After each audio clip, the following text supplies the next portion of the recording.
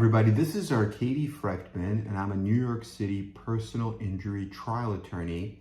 And today we're talking about how much a case is worth, a personal injury lawsuit, whether it's a car accident, a truck accident, a construction accident, a ceiling collapse, or any type of serious personal injury incident. How much can the plaintiff, the injured party, receive? And so we're going to talk about the factors or the catalysts, right? What determines value? What drives value? Why is one case worth $1 million and another case only worth $1 or worth nothing? What is the difference, right? And so this is an overview video where we're going to talk about the various factors, and then I want to do a deep dive, and I want to do almost like a playlist for you where I go into each factor and we do a video about each driving force or catalyst that determines value and determines how much you are going to get. Because that is the number one question that you guys have been asking is, how much am I going to get? What is my case worth? And so I want to do a deep dive and explain it in more specifics and probably give some examples of actual cases that I've handled, as well as other cases that have been handled all over the United States that have obtained significant value. So let's get into it. I mean, what determines value? If I was opening up a file, right, and I was trying to determine what can a case be worth, what would be the things that I would look at? Well, number one, you'd want to look at the policy limits. You would want to know how much insurance is there. And that's very, very important, because if you don't have the insurance available, then even if you go all the way to trial and you spend money on your doctors and other experts and you obtain that jury verdict, well, how are you actually going to get the money? And in many cases, you're not, right? If you get hit by, let's say, a car, and that car only has a $25,000 policy. Now, even if you have life-changing forever injuries, like a serious traumatic brain injury, if they only have $25,000, you only get what they have. Now, you can get a judgment, you can go to court and get $25 million from a jury, but how are you going to get that actual money? It's going to be almost impossible, because the person who owned that car, if they have a $25,000 insurance policy, which is the minimum allowed in New York State, probably they don't have any actual assets, any money, anything to go after. And so it just becomes a paper judgment, which you don't necessarily want, because it's worthless. So the policy limits are really, really important. And what I like to do is, in bigger cases, if you have a case with a construction site or a truck or even a commercial vehicle, any type of company, car, van, what you want to do is you want to get the policy limits, meaning you want to find out how much insurance the defendants have. And they'll have a primary policy, and sometimes they'll also have other policies like umbrella, excess, supplemental, concurrent, or any other policy that could be applicable to the loss, right, to the incident, other than the primary policy. So you want to really follow up on that and get that information, because very often lawyers just don't get it. They don't ask for it, or they ask for it and the defendants respond in a very general way, just like a general objection, and they don't get the actual information. And without knowing the information, you don't know how much you're going to get. Like a perfect example is a case I'm working on now, where a client came to me from a prior lawyer, and the prior lawyer never bothered to even ask if there was any excess or umbrella coverage beyond the primary policy. The primary policy was for $1 million. And I asked the lawyer when I took over the file, hey, why didn't you ask? And he's like, well, I don't even really care. So I guess he didn't think the case was worth more than $1 million, and he didn't even want to know. But then when I finally asked, I found out that the excess and umbrella was $25 million. So now, instead of it being a $1 million case, it could be worth a lot more, because the client does have lost wages that could be into the hundreds of thousands, if not the millions. They have a vocational rehabilitation claim because they can't go back to their job. They also have serious pain and suffering because of a major surgery that they had, where the pain and suffering could be worth about $1 million, maybe more, but what about the lost wages and the other economic damages and the future medical expenses that they're going to incur, as well as the vocational rehabilitation issues. So if you add up everything together with the pain and suffering, the non-economic damages, as well as the economic damages, when you put that all together, the case could be worth $2 million or more. Now you have that $2 million, right? It's in your, because you have 26 million total. So you have that ability to obtain it. Whereas if you didn't even know what it was, you would just think, well, all it is $1 million, so I can never get more than $1 million. So it's just a completely different case, a completely different perspective. So you really have to find that out. That's super important. Now, the other thing that's important, the second thing, is the venue. And venue really means where the case is going to be tried. Is it going to be tried in a plaintiff-friendly venue where in the past, historically, there have been large verdicts, like for example, the Bronx or Brooklyn tend to be good venues, right, for plaintiffs, strong venues, where the jurors seem to identify with plaintiffs and allow for a big compensation, large verdicts? Or will it be in a more conservative venue, like maybe somewhere upstate, or a venue that's a little bit tougher, where people are more sympathetic to the defendants and people think, like, you know, that plaintiffs shouldn't get compensation, and just it's much harder. Now, it doesn't necessarily mean that you can't recover in a conservative venue, but what it means is in a more favorable venue like the Bronx, it may be easier for you. Like you start speaking to the veneer, that's the potential jurors out there, and all of them are like, yeah, if this was a serious life-changing injury, if it happened to, you know, if it happened to me, I would sue. And, you know, just generally, I think that people should get compensated for injuries. Whereas if you speak to the same panel, but in a county like Westchester, people might be more careful. People might be thinking more about themselves as having their insurance premiums raised, or, you know, just saying, yeah, if they prove it, they have to really prove it. So what it really means is if you're in that more conservative venue, you have to take more time and make sure that you have selected a fair and impartial jury, and a jury capable of delivering justice, right? Capable of giving you that verdict. Because sometimes the case is over right in jury selection because you just pick a jury, but the jurors, either you didn't ask the right questions, or the jurors are just incapable of giving $1 million verdicts. So even if you have the evidence and the doctors come in and they all testify and you have proof that the case is worth $5 million, well, but the jurors aren't capable of giving it. Maybe in their mind, they're thinking, well, no matter what, I would never give $5 million to anyone.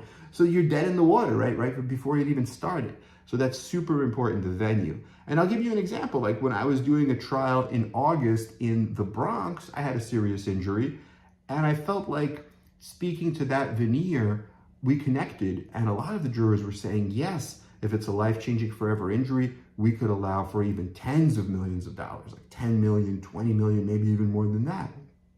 But then I had another case in November, and this was in Westchester, and I think I asked a lot of the same questions, because I used kind of like a similar, I changed the outline, but it was kind of like a similar outline just to get their feel.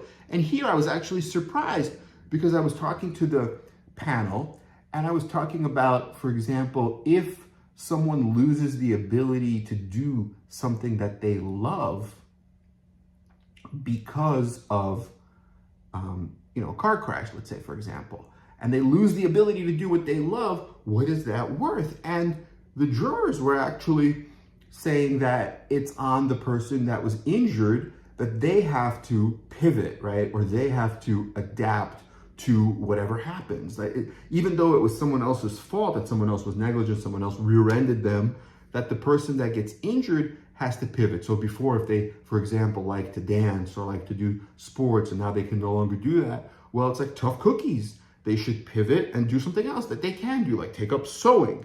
But it's not their fault, right? They got injured because of someone else's negligence. So shouldn't that person that was negligent have to pay?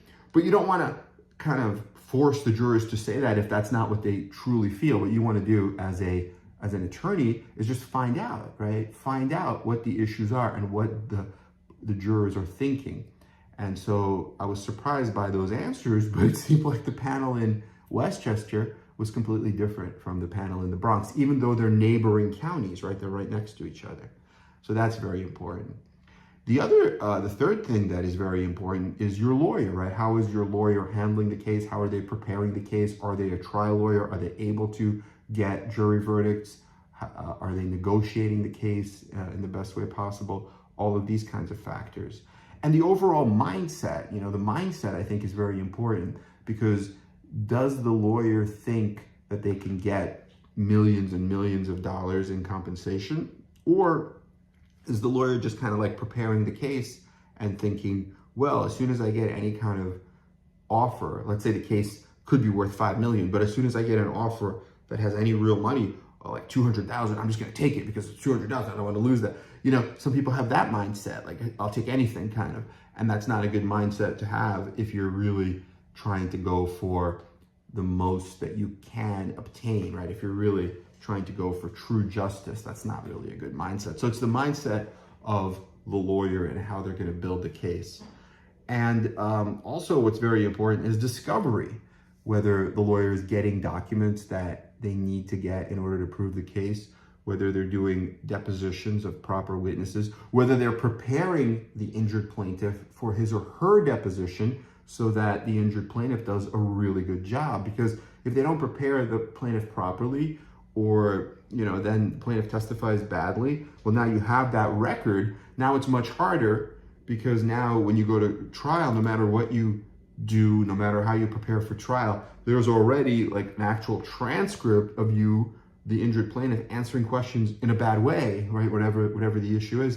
And then you can't really undo that. You can try to explain it, but you can't undo it. So now you're going to have whatever answer you're going to give at trial, but you're also going to have the original answer that you already gave, and it's transcribed. It was a question answer, and you can't undo that, right? So it's very, very important to do good discovery, both document discovery and depositions, both for the plaintiff and the defendant. And I like to think outside the box when I do that, right? So you want to obviously depose the defendants, but remember, the defendants are represented by really smart lawyers. They're not going to give you their best witnesses. Oftentimes, they're going to give you a witness who's going to defend the defendant, who's going to say, oh, we didn't do anything wrong. We didn't know anything. We didn't see anything. We didn't hear anything.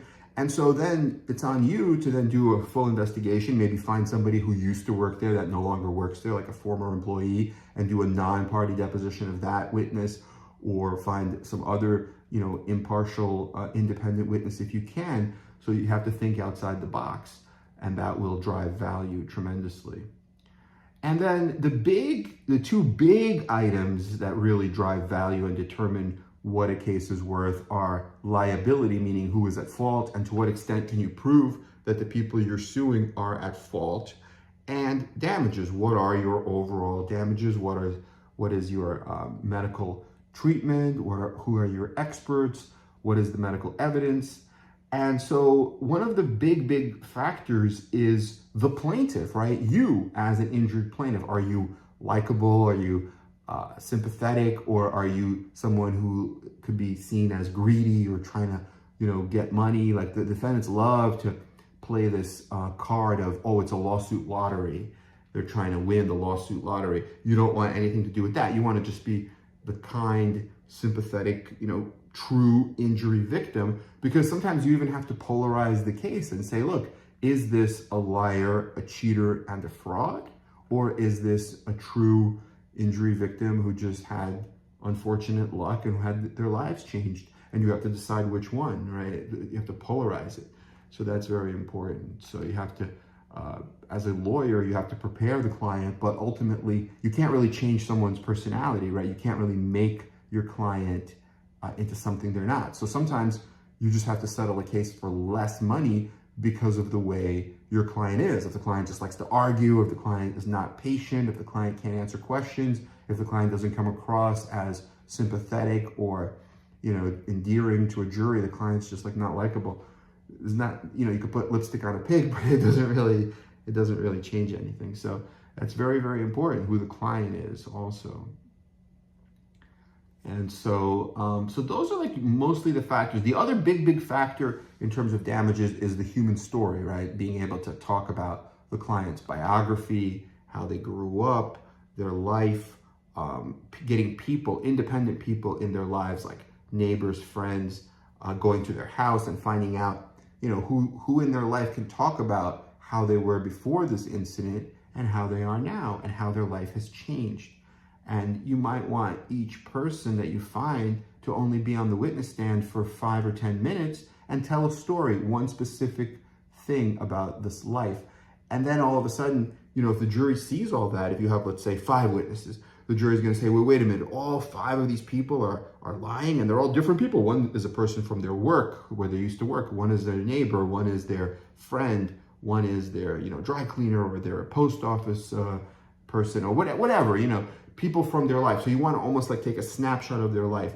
And I love to also get photographs. Now people use their iPhone for photographs. Before, if you have older clients, they would maybe have a photo album.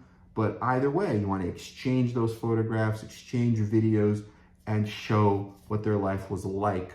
And you want to tell a story of hope and a story of a positive story. You don't necessarily want to be like a whiner and a complainer, because nobody likes that, and that usually results in lower damages amounts from a jury. So I hope that was helpful. That's basically the question of how much and the factors that go into play. And then we could do additional videos where we go into each factor and we talk about each of these factors that we touched on today. Okay, thank you so much. We are here for you. If you have a specific, if you want to comment, feel free to comment. And we do Last Week Tonight series where we read your comments and then we answer your comments in a video. We also do lives where you can come on and ask us comments live, and we'll answer your questions live. If you have a specific question for a consultation, you could text me, 347-566-9595. We're happy to schedule some consultations with you and talk about your case. And we are here for you. Our goal is helping serious injury victims and families. Okay, thank you so much. Have a great day. Bye.